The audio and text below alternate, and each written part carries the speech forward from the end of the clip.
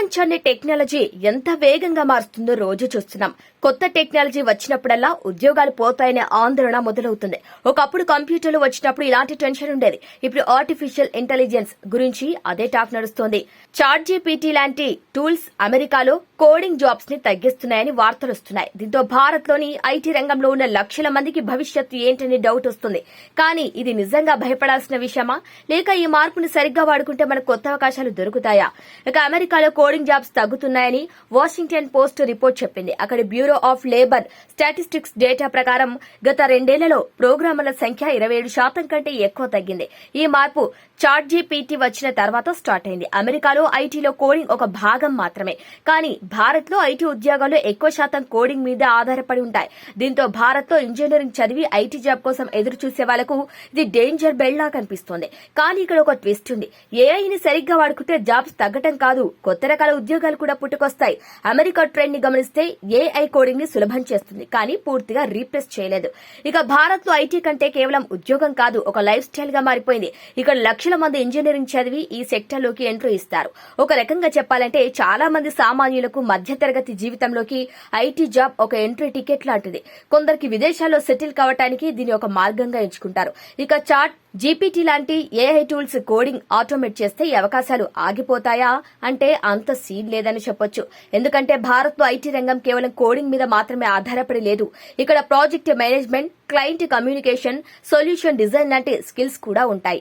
ఇక ఏఐ వచ్చినా ఈ స్కిల్స్ ఎప్పటికీ రీప్లేస్ కావు. అంతేకాదు ఎన్ఏఎస్ఎస్కమ్ రిపోర్ట్ ప్రకారం భారత్ లో ఏఐ రంగంలో ఉద్యోగాలు 2025 నాటికి 20% పెరిగే అవకాశం ఉంది. ఇక ఏఐ జనరేషన్ లో జాబ్స్ కాపాడుకోవాలంటే విద్యా వ్యవస్థను రీడిజైన్ చేయాల్సిన అవసరం ఉంది.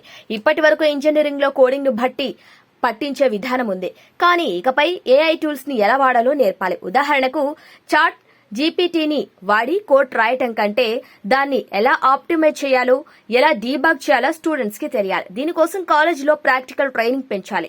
సాఫ్ట్ స్కిల్స్ లాంటివి, కమ్యూనికేషన్, ప్రాబ్లమ్ సాల్వింగ్ కూడా ఇక నుంచి కీలకమవుతాయి. ఒక రిపోర్ట్ ప్రకారం 2030 నాటికి భారత్ లో 60% ఉద్యోగాలకు ఏఐతో పనిచేసే స్కిల్స్ అవసరమవుతాయి. అంటే అకాడమిక్ కరిక్యులం ఇప్పుడే అప్డేట్ చేసే ఫ్యూచర్ సేఫ్ అవుతుంది.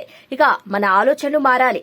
భారత్ లో ఇంజనీరింగ్ అంటే ఒక స్టేటస్ సింబల్ గా మారిపోయింది. ఐటీ జాబ్ వస్తే జీవితం సెట్ అనే ఆలోచనలో చాలా మంది ఉంటారు, కానీ ఏఐ వచ్చాక ఈ మైండ్ సెట్ కూడా మారాలి. కోడింగ్ ఒక్కటే కాదు, AI development, data science, machine learning లాంటి కొత్త ఫీల్డ్స్ లోకి యూత్ ని ఎంకరేజ్ చేయాలి.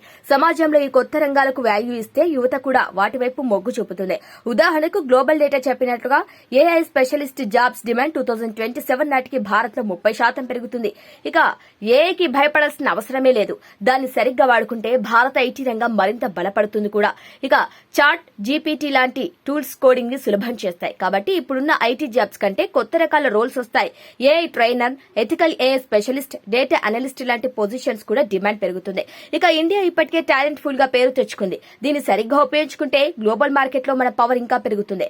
ఒక నివేదిక ప్రకారం 2030 నాటికి భారత్ లో ఏఐ రంగం 50 లక్షల జాబ్స్ ను క్రియేట్ చేస్తుంది. అంటే ఏఐ ఒక ఛాలెంజ్ కాదు, అవకాశంగా మారే ఛాన్స్ ఉంది.